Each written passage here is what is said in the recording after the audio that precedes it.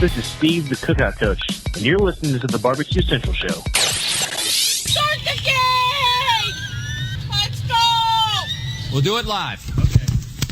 Do it live! I'll write it and we'll do it live! So to get that perfect barbecue, you use wood. Are you sure it's safe? Whatever.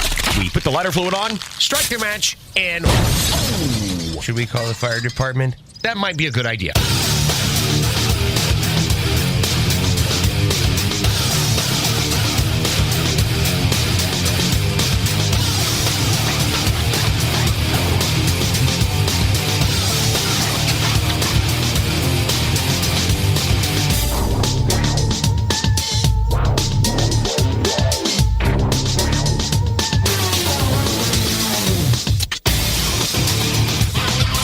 Good evening, and welcome to the Really Big Barbecue Central Show. It's a show where we talk about barbecue and grilling. We originate from the Rock and Roll Hall of Fame city of Cleveland, Ohio, the barbecue capital of the North Coast. I am your program host, Greg Rempe. Happy to have you. If you want to jump in on the show this evening, there are 2 bits of contact information that you will want to keep at the ready should you feel fit to jump in. Here's how you do that. You can get in touch with the show by calling 216-220-0966. Email Greg at the bbqcentralshow.com. On the Twitter and Instagrams at BBQ Central Show. Everything else you want to find out about the show can be found at the main website, thebbqcentralshow.com. And here's what's happening. Coming up in about 12 minutes from now, third Tuesday of the month brings a pair of recurring guests in the first hour. First up, the creator of Barbecue Bible, the host of Project Fire TV show, multiple time author. Hands down, probably, is that contradictory right off the bat? Probably one of the most recognizable names in the live fire industry, and I would say there's other folks that you can lump into the live fire industry if you want, but as you start to break down the nuts and bolts of are they true or not, this guy could not be questioned if he is true or not. He is totally true to the game. He is the essence of live fire. He has traveled the world's barbecue trail and told us all about it in his journeys. Barbecue Hall of Famer Steven Raichlen will be joining us in about 12 minutes from now. We have to talk about something that I don't think I really have any interest in doing, which is getting on a cruise ship. I probably would be more apt to travel abroad, like on a jet aeroplane to a distant land, not the United States, than I would going on a cruise ship here domestically even. That should tell you how much I don't want to go on a cruise, although I've heard people have great times on cruises. That is very confining. You have little to no option on getting off once you have set sail. And I want to keep my options open. I don't want to have to call in a helicopter. I don't roll like that deep pocket-wise. I don't want to take a dinghy and make my way across the ocean in the middle of the night if I have had enough of the cruise ship. So I don't like to be confined per se, but Steven Raichlen has joined forces or made some type of joint venture with a smaller cruise line. And we'll talk to him about that. Also, Labor Day coming up here in a week and a half or so. So we'll see what's going on the Raichlen Labor Day menu. A bunch of other things as well. Then we will move to 35 past the hour. We will find the other recurring guest on the third Tuesday of the month here on the Barbecue Central Show. Robyn Lindars, the Grill Girl. And if you are keeping up with her on social media channels, she's got a couple different ones now. Obviously, at Grill Girl Robyn on Instagram. But I believe she's also barn to wildlife or bungalow to alligator's teeth or something along these lines. Basically, it's a standalone Instagram that is tracking her and her husband and her son's progress as they commercialize or make livable their 20 acres out in, is it Port Charlotte or Puerto Vallarta or one of those ports in Florida, Port St. Lucie maybe? Something of a port They have 20 acres of wilderness that they are trying to convert, and they have a rentile place at the moment as they are in the midst of conversion, or getting in the midst of conversion. And there has been no lack of wild game and alligators and other such lizards that are popping up all over the place. So we'll talk to Robyn about any new recipes she might be working on. Dare I say iguana? That's right. Not kidding. We'll talk about it coming up in about 30 minutes from now. And then we will move to the second hour, and 14 past the second hour, also 35 past the second hour if we're lucky. She is a finalist on the first season of Barbecue Brawl Flay versus Simon. It is not Leanne Whippen. Nay, it is Susie Bullock from Hey Girl Hey.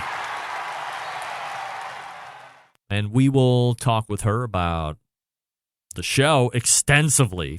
However, not solely the show. Mostly the show, but not solely the show.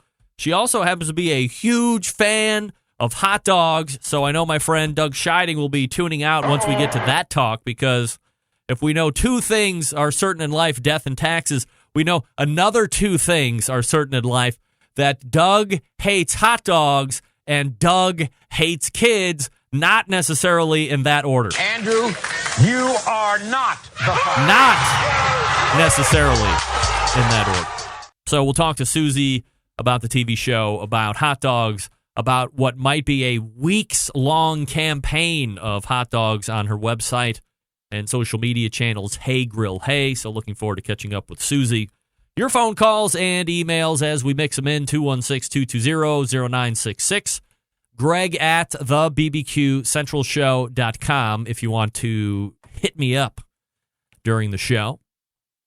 Follow me socially at BBQ Central Show on Instagram and Twitter, /BBQ Central Show on Facebook.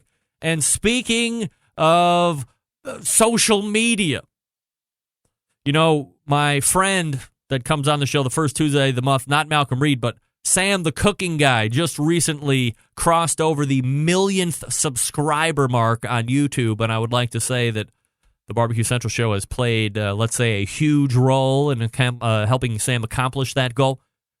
But he's not the only one hitting milestones. Might I take 1 second and recognize this show?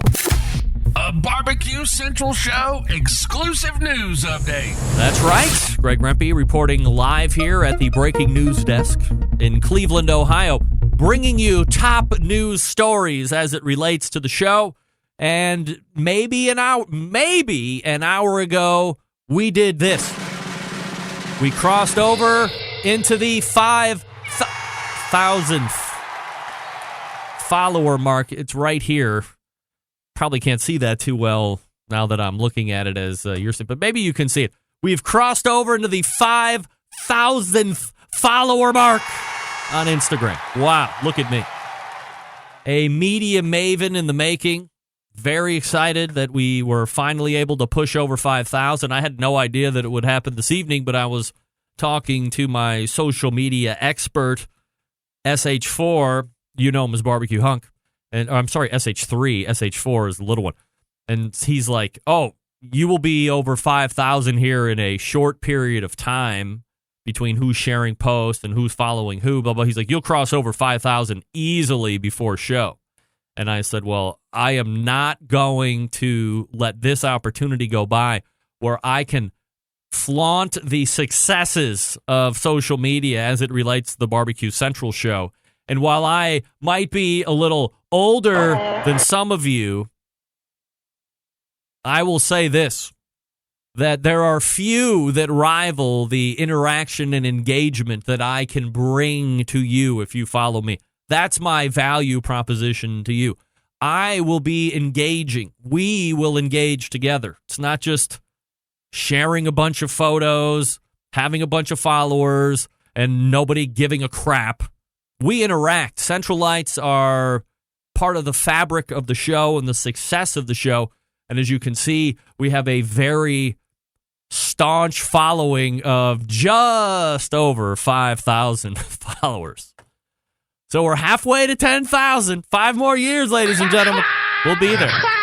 We'll get there. I might be 50 by the time we get, but we will get there. There's no doubt about it.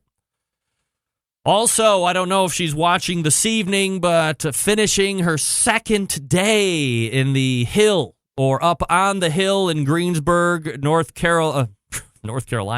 Greensburg, Pennsylvania.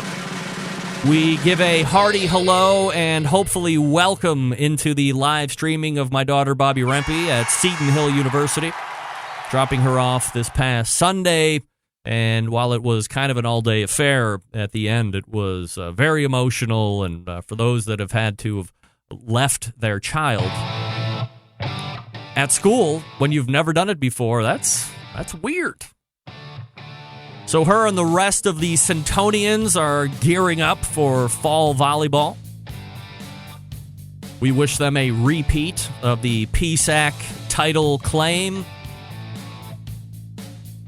There is a returning Conference Player of the Year on the Seton Hill Griffins volleyball team, too. But I'm going to hope, no disrespect to that player, but I'm going to hope that somehow my daughter just stuns and amazes the crowds and coaches and then tears it up over play, and she becomes the new player of the year. Conference player of the year. We'll see. Maybe we can get her on every so often to give team updates as it happens this season. We'll see. All right, Stephen Raichlen coming up out of the break. I'll talk to you quickly about Southside Market and Barbecue. Established in 1882, Southside, the oldest barbecue joint in Texas. They've been owned and operated by the same family for 3 generations. Famous for the original beef sausage. Have you tried it yet? Beef sausage? Come on, it's coarse. It's ground. It's a coarse ground. Natural pork casing. Authentic Central Texas barbecue. Also available for sale if you want it. All meats, including the prime briskets. Smoked low and slow for many hours over real Texas post oak wood. They ship nationwide via the online store southsidemarket.com. They also ship fresh and smoked sausages nationwide. Shipping customers can choose to order now and ship later, include a custom gift note, mail up to multiple addresses without additional charges. How about that? All shipped items vacuum sealed to ensure freshness and ease of preparation for the customer. All meats are processed right there in the on-site USDA inspected facility. On-site meat markets for fresh and smoked custom products. Orders are welcome as well. 2 restaurants for you to eat at in Texas. Elgin, Texas since 1882 and Bastrop, Texas since 2014. Grocery distribution through Texas and many surrounding states. 10% off coupon right now. Go to southsidemarket.com, order all you want. And then at checkout, when it asks you for the promo code BBQ Central, lowercase, all one word, BBQ Central, and that gets you 10% off your first order, your second order, your 15th order, not just the first order, all orders from now going forward, 10% off. You want it? Code BBQ Central, southsidemarket.com. Stephen Raichlen coming up out of the break. Stick around. We'll be right back.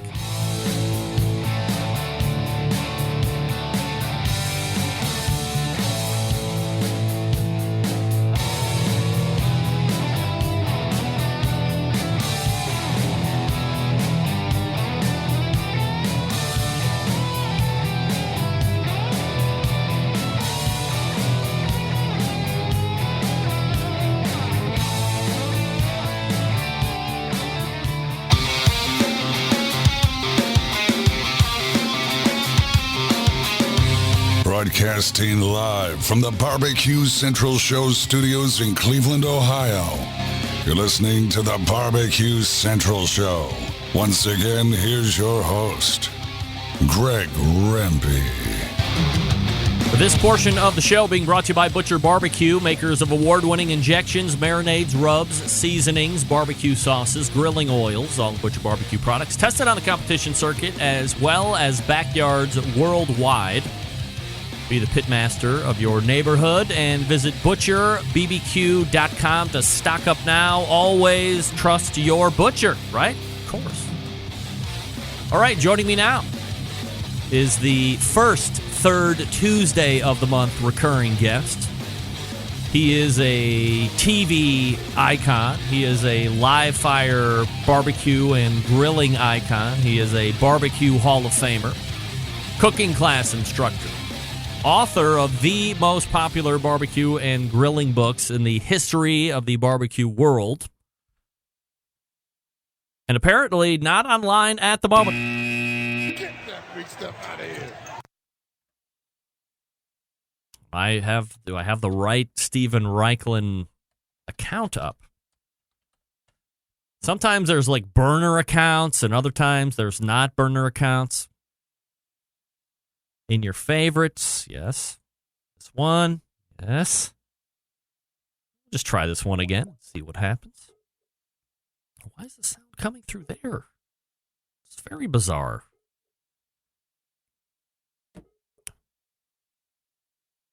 It's saying Stephen is not online. And now we have to send the dreaded email. We are on.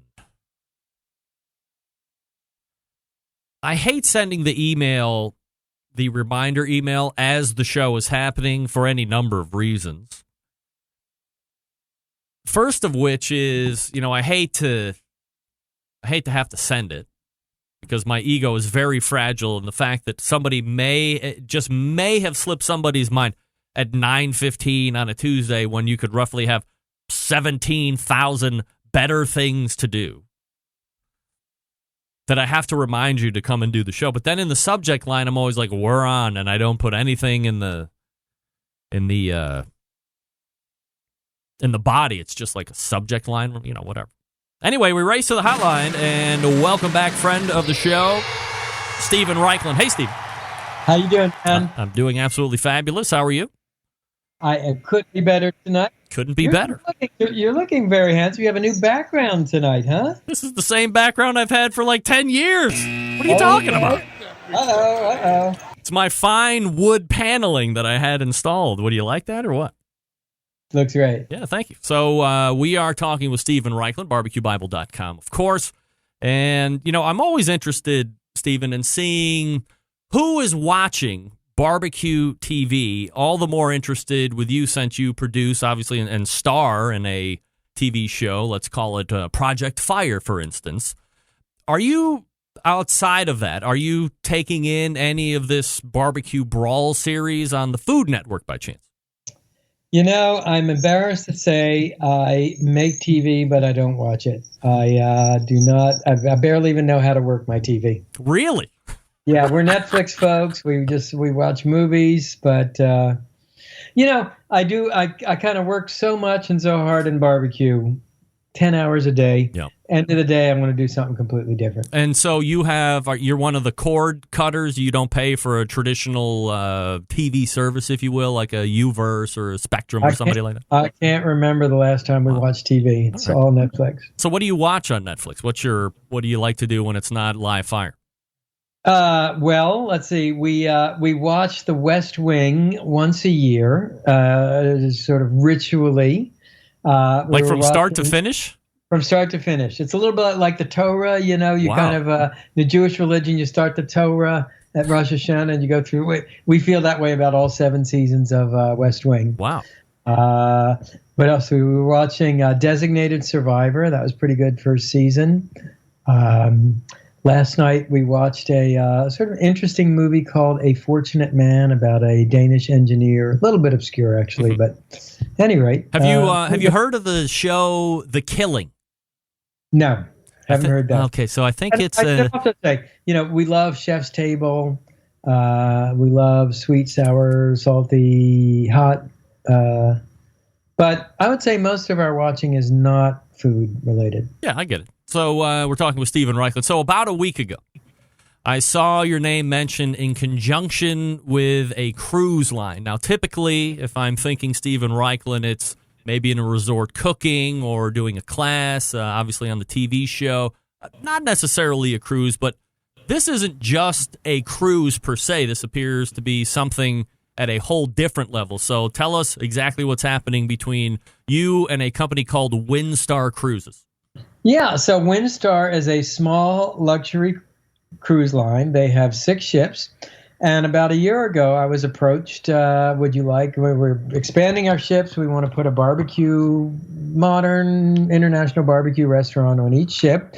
Would you be interested? So I've never done anything like that before, but it seemed like an interesting opportunity. And lo and behold, last Wednesday, and I was in Las Vegas to announce official announcement for the launch of the program.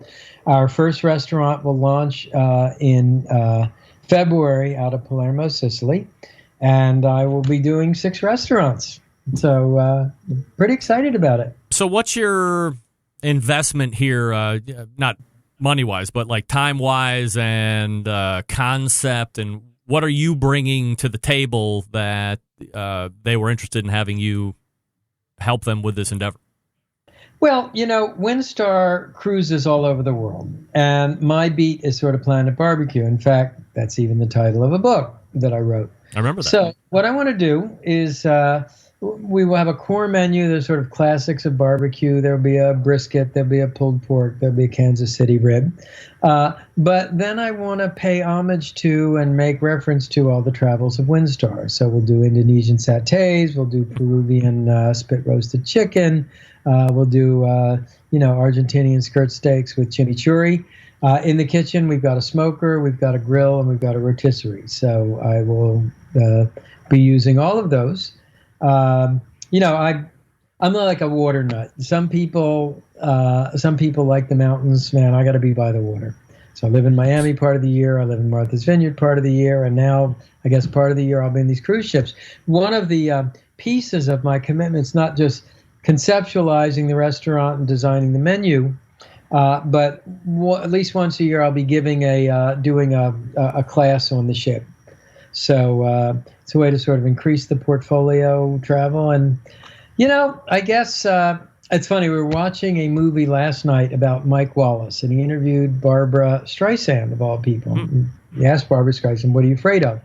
And I expected Barbara Streisand to say nothing. I'm absolutely fearless. She said, "I'm afraid of everything. But you know what? I conquer my fear. That's what let me star in a movie. That's what let me direct a movie." And I guess I feel a little bit like that. I certainly have the book and TV thing done now, and yep. I welcome a new challenge. So I can see from a menu conception standpoint that that's probably not very hard for you. I mean, you have all the books behind you, all the recipes behind you, all that breadth of knowledge. But when it comes to putting a restaurant on a cruise ship together, like, where is your strength there exactly? Well, this is a work in progress. I mean, we just announced it last Wednesday, but there will be challenges on a boat. Challenges with provisioning, challenges with cooking and serving. But I intend to make the food. I guess it's one thing to write a book or do a TV show when people can sort of read the ideas but not actually taste the food. And here people will be able to taste the food. And I'm very excited about that. All right, so you will be going onto these ships to do kind of like a water version of a barbecue university to a certain degree?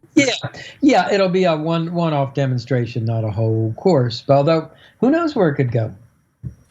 And, one thing I'm looking forward to, there's a culinary demonstration, and then there's what they call a cultural demonstration or cultural program. So I imagine, I do this talk on the history of barbecue that I've done like at the Smithsonian and the Library of Congress. And I look forward to doing that. And I'm also envisioning, man, we're in Indonesia. Like, how cool it would be to lead a group to do a street tour, street food tour in Indonesia. I mean, that'll be really cool. So is Windstar's headquarters not necessarily here in the States? It's abroad. So you would all be starting out in foreign countries and then going from there? Windstar, in fact, is headquartered in Seattle. I think the flags, I forget where the ships are registered. But yeah, absolutely. The cruise will not leave the United States. I don't know whether it'll be Indonesia or Japan or the Caribbean, but that's where people will come for my demo. All right. Stephen Raichlen joining us here on the show, barbecuebible.com. Let's transition out just for a second here and talk about the next big holiday that's coming up, because we always love to talk holidays with you. That's Labor Day, obviously. Now, some would say that, Stephen, this is the signification of the unofficial end of summer, which means after Labor Day, you can neatly pack away all of your grills and smokers and so forth. Of course, we are not of that mindset here on this show. We love to do it all year round. So do you have or are you a big fan of the Labor Day cookout, as it were, or is it just kind of another random day for you to fire up the grill and see what's what? No, I often am, but actually this Labor Day, I have a very interesting project going on for that. So, I do a lot of work in Quebec. I have TV shows in French in Quebec. So I'm going to be running a series of barbecue seminars in a town that's called Sept Rivières, 7 Rivers, which is on the northern shore of the mouth of the St. Lawrence River.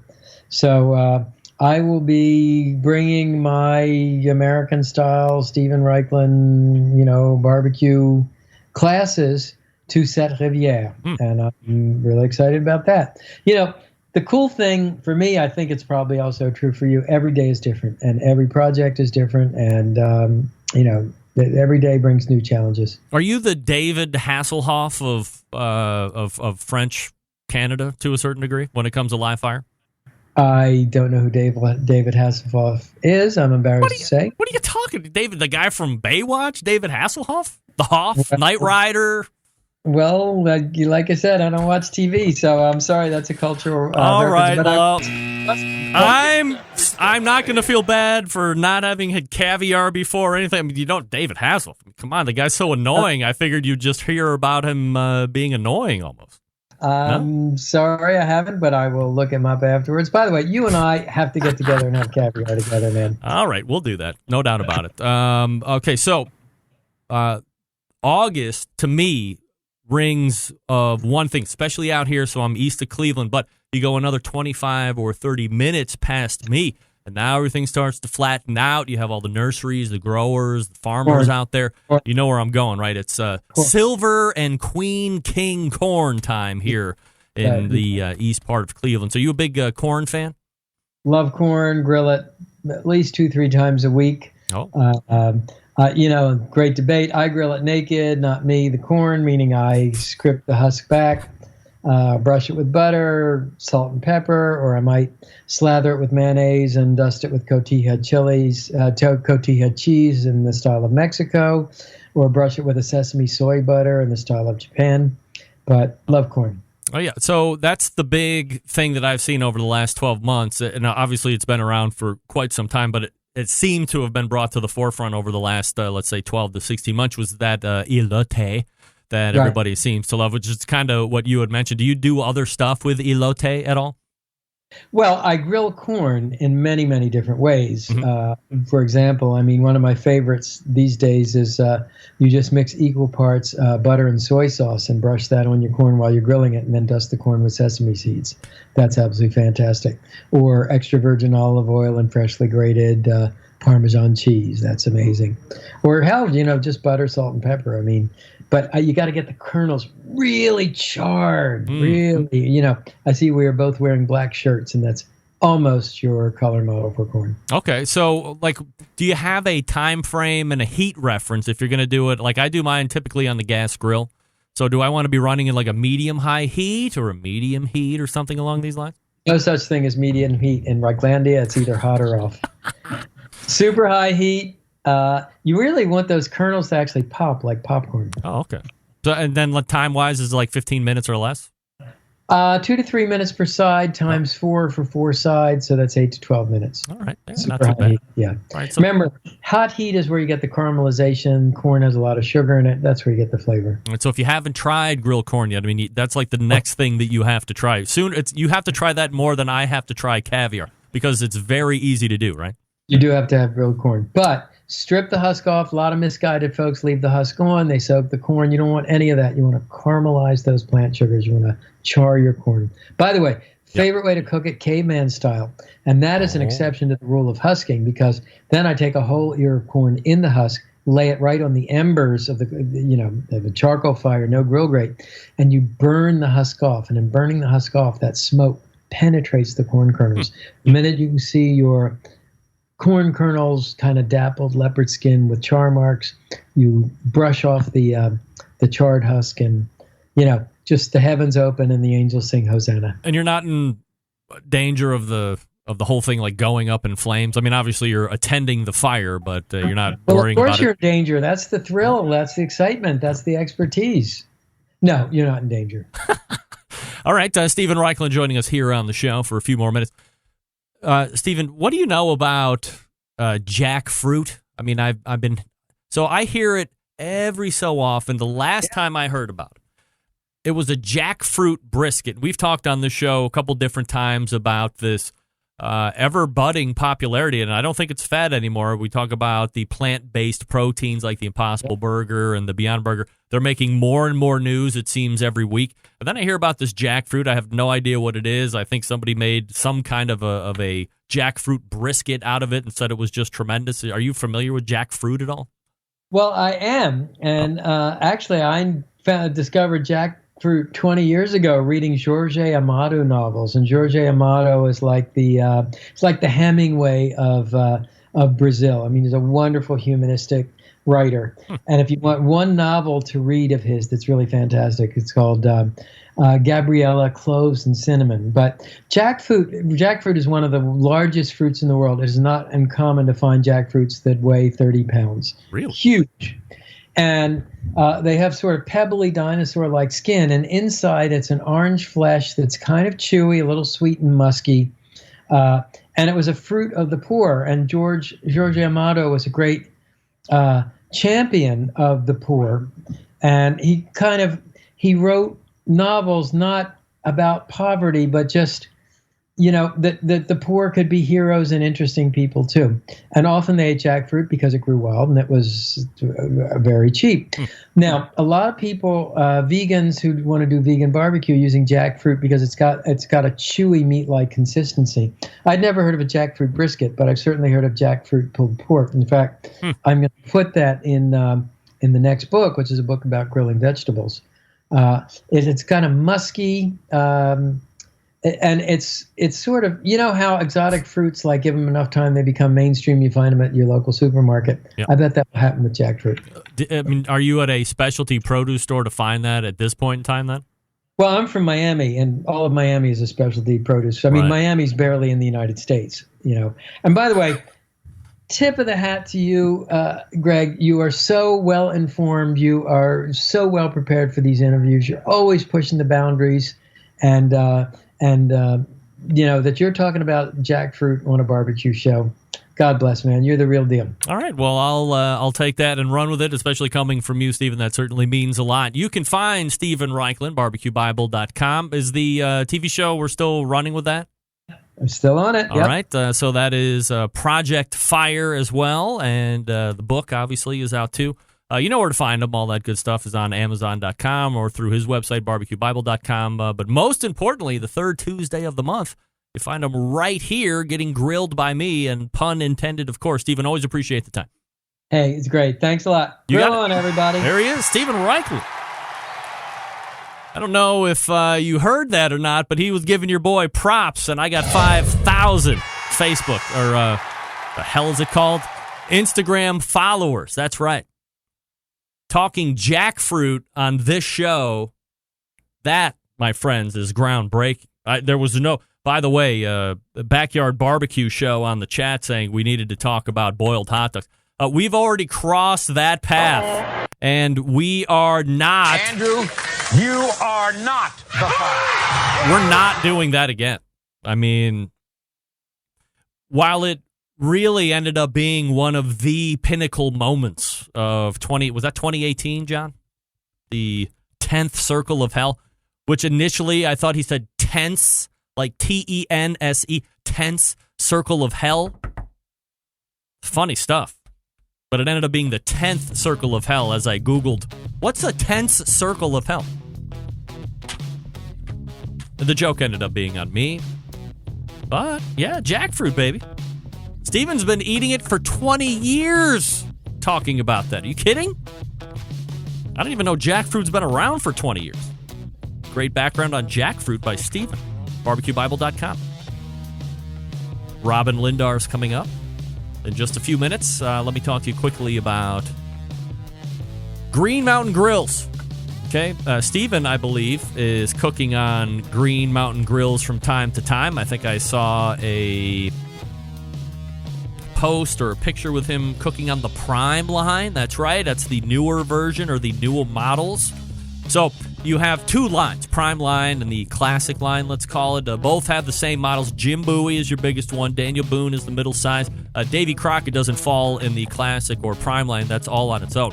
that is kind of the inventor of the 12-volt technology. That's the one that Guinea Pig started it all, found success. And now Prime line cookers all have 12-volt technology, super control of that fan, which makes your pellet cooker even more pellet efficient. It's really great. I think college football is starting this weekend, so that means tailgating, so Davy Crockett is going to fit the bill on that. Get a decent amount of capacity, ultra portability. If you don't have access to a traditional power outlet, don't worry about it. You can plug right into the 12-volt adapter in your car, and you are using pellet wood-fired goodness to cook your food. You can get like 2 pork butts in that thing, too, so you can feed them 50 people, for crying out loud. Bigger ones, Daniel Boone, Jim Bowie, of course, they go on the backyard, or mount them to a trailer. What the hell do I care? You just need a power source. And while you're at greenmountaingrill.com, you can check out the pellets, check out their sauces, their rubs, accessories. You buy those grills through dealers, so make sure that you check out where their dealer network is and buy from there. They'll teach you everything you need to know. And you are armed with the information to be successful right out of the gate. GreenMountainGrills.com. That's GreenMountainGrills.com. We are proud to have them as a sponsor of this show for years and years and years. Maybe the third longest running sponsor of the show. Grill Girl Talk coming up next. Stick around. I'll be right back.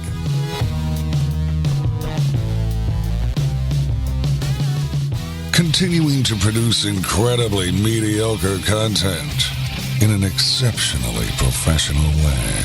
You're listening and watching the Barbecue Central Show. Once again, here's your host, Greg Rempe. Speaking of pellets, CookingPellets.com has got this segment. Your number one source for quality wood pellets for all your pellet-driven cookers. You just visit CookingPellets.com for more information or to purchase.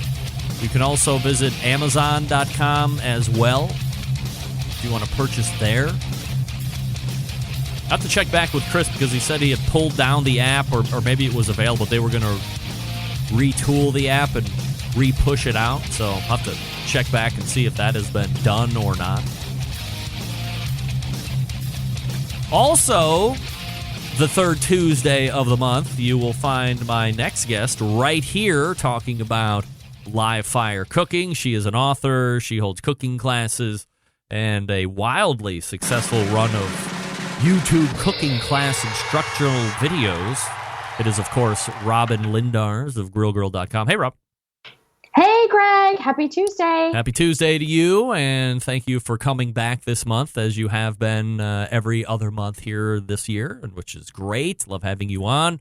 And Me too. We have fun. I mean, I don't know. I don't want to brag at all, Robyn, but one of us just crossed the 5,000 Instagram follower mark. And all right. That was me. Yeah, I'm excited for you. So we're halfway to 10. Hard. Halfway to 10. So it seems to be building a little bit more on its own now. And of course, it doesn't hurt to have a Stephen Raichlen and a Robyn and a Susie on this particular show. And you guys all have huge following. So if you even mention it, I just gain followers. So it's been a pretty good day from a net gain perspective. So. Oh, you're sweet. I can't even believe I get to follow Stephen Raichlen. Isn't it great? That's and I can't believe he hasn't heard of David Hasselhoff before. Well, that's crazy. This is what's mind-boggling to me about Stephen. He has no idea who Stephen Raichlen is. He's been eating jackfruit for 20 years. I mean, where is the disparity here? I don't understand it. I've never had jackfruit in my life, but I think I've seen everything that David Hasselhoff has done. Even his appearances on Shark Tank or whatever that stupid fish show is where they make all the fish tanks or what. You know what I'm talking? Tanked? Oh, I think Tanked. it's Tanked. I love that show. Yeah, I watched that show. Come on. And he has a huge following in Germany. Like they're obsessed with David Hasselhoff. Yes, that's why I'm saying. For as popular as that Stephen is here in the States, I mean, outside, like in French Canada, he is a live fire god out there. So I mean, he's got his own books and his own TV shows that he speaks French in. And he said Seven Rivers. He's a Stephen Superior. And I was he studied in France. He has a degree in medieval French literature. French literature. Yeah, is what it is. So Stephen is like a Renaissance man, you know, that doesn't watch TV. All right, so let's talk about free grilling classes on YouTube. We talked about it last month as they were just kind of being released. So how are they being received, and has anything new been added to the course, if you will? They're doing well. I've been, they're on YouTube. They're living in the YouTube ecosphere, and I've been releasing them like once a week. I'll put a blog post about it just to help with the traffic for people to know about it. So yeah, I mean, I'm just happy to have them out there.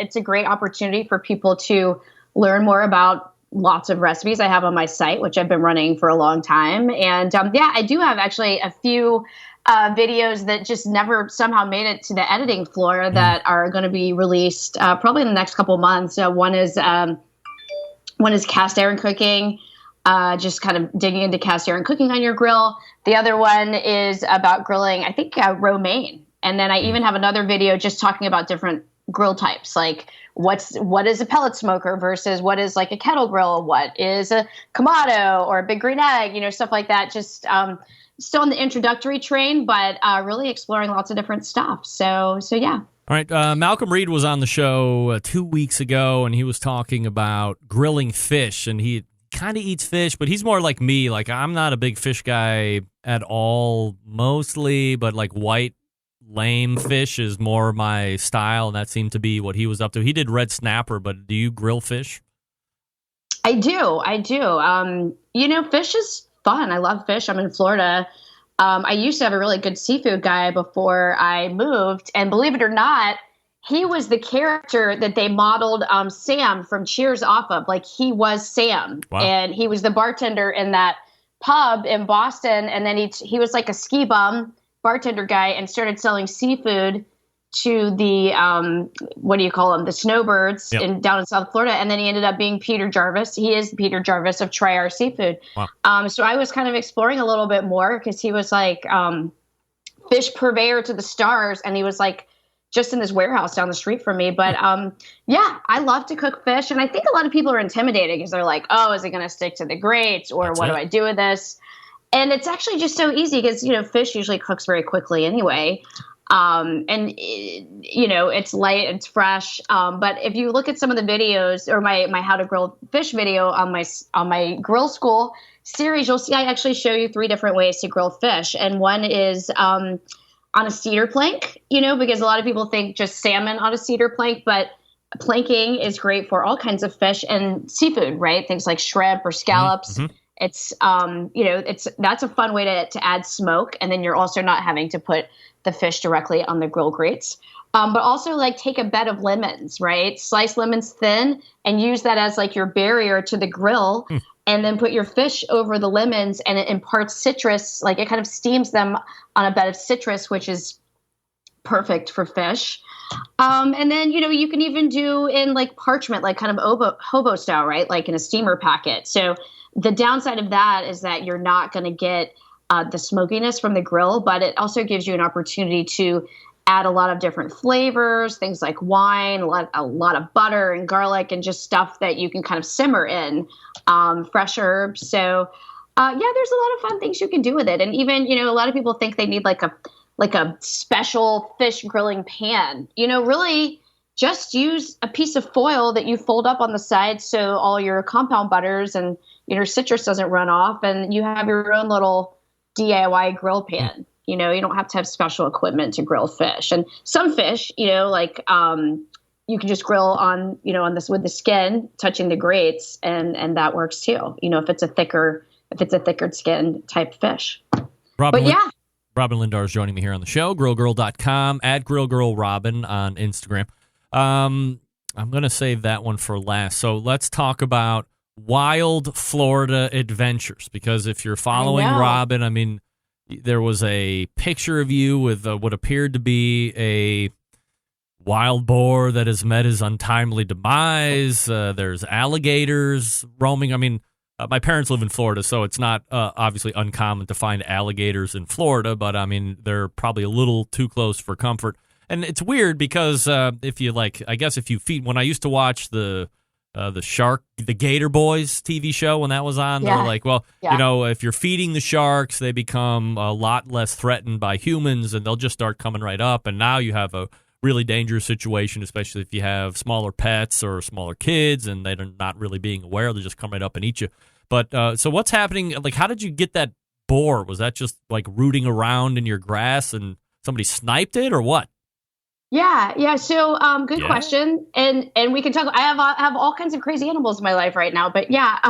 So Scott and I moved over Fort Myers, and we bought 20 acres. And on our property, we have a bunch of wild boar that have just been like living there. Yep. And I wasn't so privy to this information before I moved until this kind of happened, that I didn't realize that they're kind of like They're pests.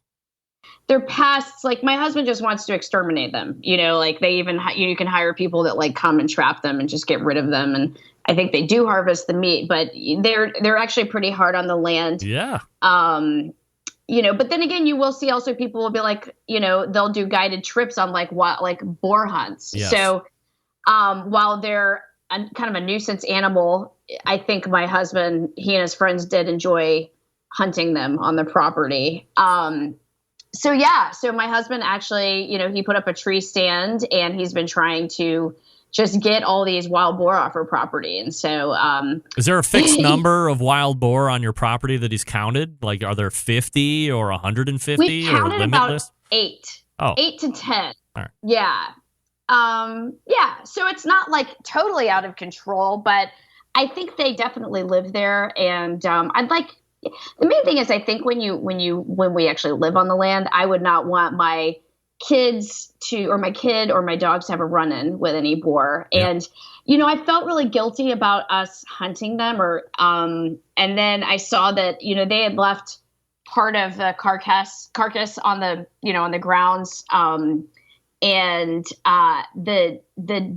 his little pig friends just ate the rest of it within hours. So they're omnivores, but when you see them eat each other, it really just makes you not as upset about killing them. It's just kind of gross. Yeah. If you're laying there hanging on by dear life, they're going to eat you no matter what.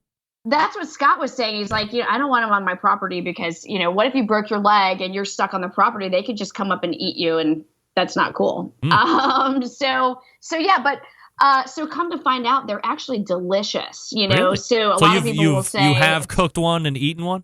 Yeah. So we did, we brought some meat home. They harvested the meat of what they've only shot like 2.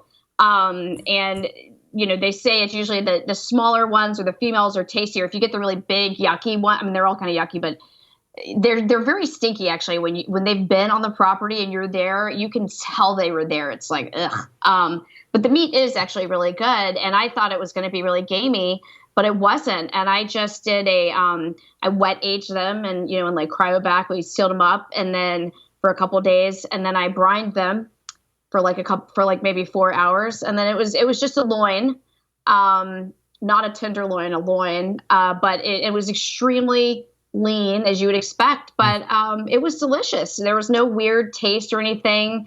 And I, my only mistake was actually overcooking it because I was a little bit just, I guess, skeptical because it's wild boar. It's, but then based on research and some Instagrammers correcting me saying Hank Shaw from Hunter Angler Cook had said that you can cook wild boar to 137 to kill off, any parasites or anything. What is it? Trichinosis is what you worry about. So I cooked mine to 165. Next time I will cook it to 145, which is what I normally do for like store-bought pork. Right. Anyway. Okay. Now, I mean, would you say the flavor was akin to normal pork? It's like the same. Yeah. It's Bismo, as Hunter would say, because he speaks like Spanglish. Uh-huh. So would you do a pulled pork, a pulled boar, if you will? I mean, do they have Boston butts on those things? They do, and we're actually making ragu. So we're making wild boar ragu this Thursday with the meat. So yeah, I think it works well in like a braise and cooking low and slow. So the more recipes I try, the more I will share with you guys, and I'll probably eventually develop some for my website. Because I have a feeling I'll be seeing a few more in my future. Yeah, at least potentially 6. I did see somebody in the instant chat that said, don't they have like 12 babies when they have a litter? But I can't confirm or deny that, so I don't want to, set out any alarms or anything like that. Now, the other thing that I wanted to talk to you about, I saw posted, was about iguana, and I think it was like a tongue-in-cheek thing initially about, send me recipes for iguana. But then all of a sudden it became all too real, and people are sending you real recipes to eat iguana, and you have now like doubled down and you're going to actually try this. Yes. And Wow. so how it all happened, and by the way, I just have to back this up by saying, if any of you guys have ever read any Carl Hiaasen, who's like a pretty popular author, and a couple pretty famous movies have been, or one famous movie was made off of one of his books, which was Striptease. But Carl Hiaasen writes a lot of like funny mystery novels, and they're always based out of Florida. And until you've lived in Florida, you think his shit is totally crazy, and he's like, where does he get these ideas and these stories, right? And then you realize that this is like the crazy stuff that happens. And so lately I've been saying, oh my God, I feel like my life, like this chapter is like a chapter out of a Carl Hiaasen novel, and it would be titled Rednecks and Reptiles.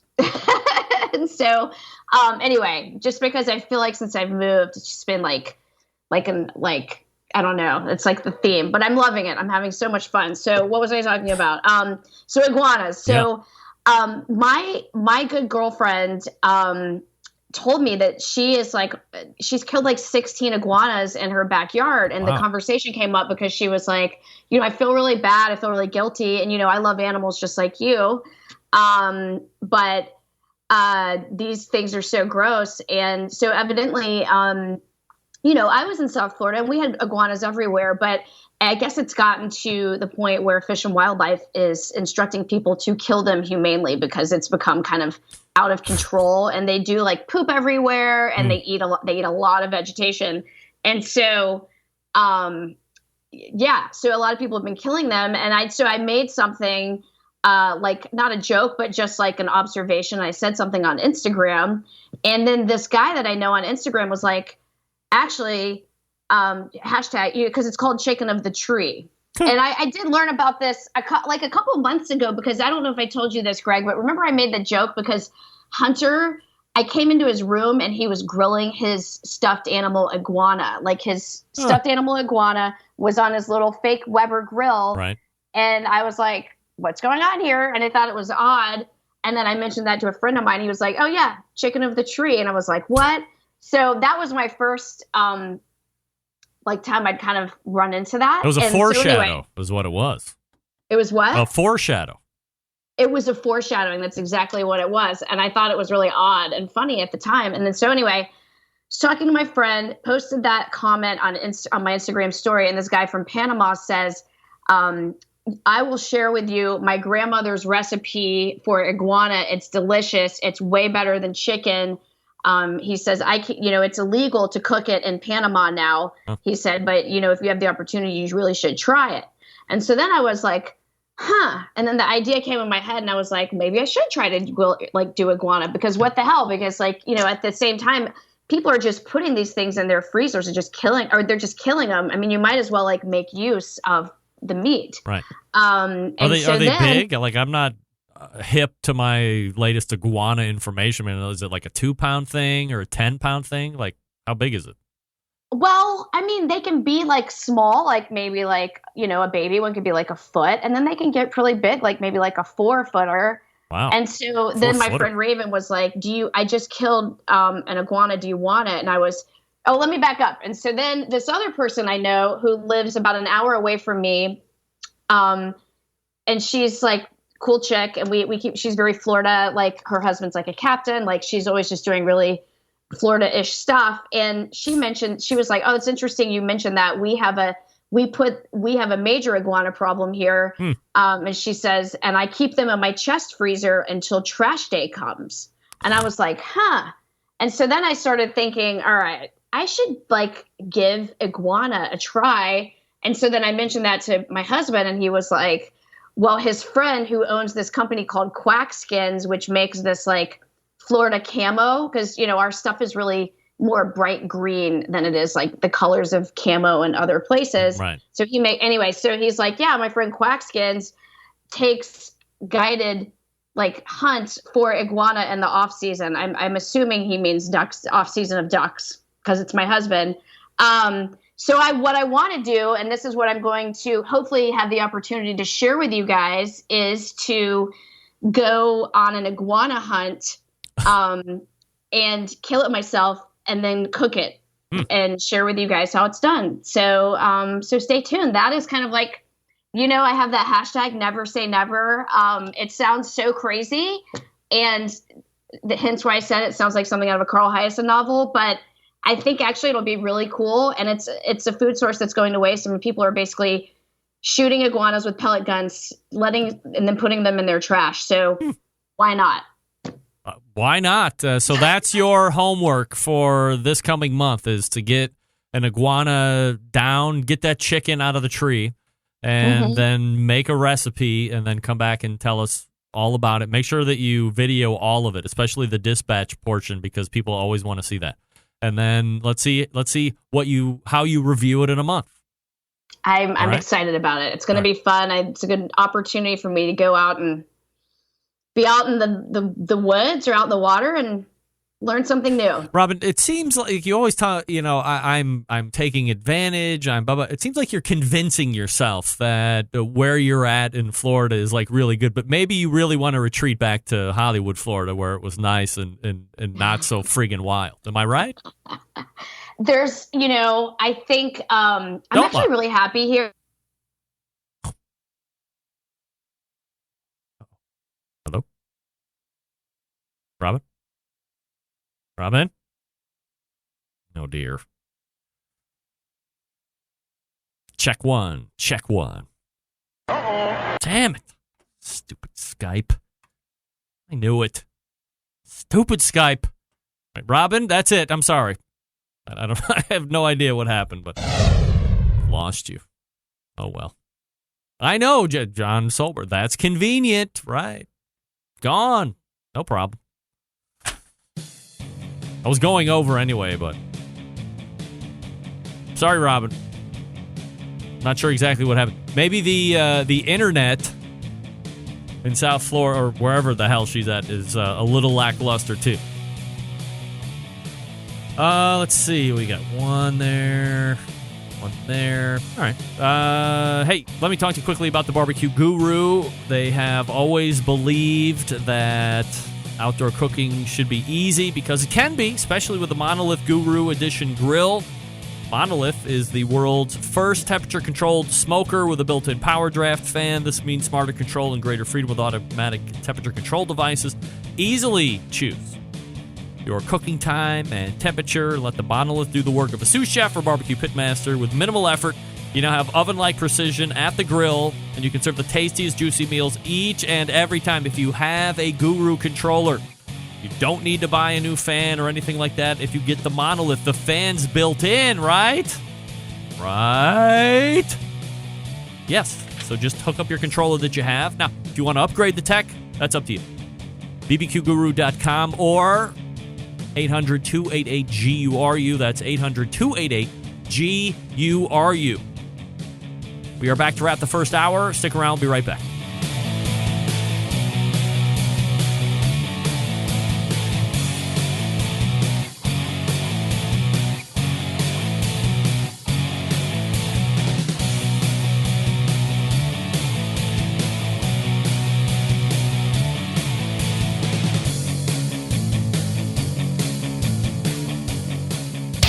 Big name interviews, advice on cooking brisket and ribs, and the only host willing to share his honest opinion on all things important in the world of barbecue. It's the Barbecue Central Show.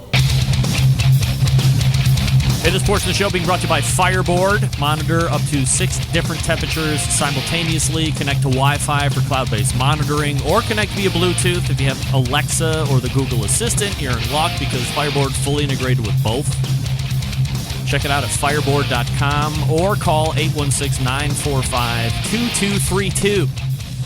I am using my Fireboard more and more. I love it. I did get a report back from Robyn, her internet cut out. We were 10 seconds out from ending the segment anyway, so no big deal. We are heading to the second hour. Again, that was Robyn Lindars, just this past segment. Grillgirl.com. Check out YouTube for all her great new videos that she has had out for the past month or so. And then before Robyn, it was Stephen Raichlen, barbecuebible.com. We talked about jackfruit. Stick around. We'll be right back for the second hour. You're listening and watching the Barbecue Central show right here on the Barbecue Central Network.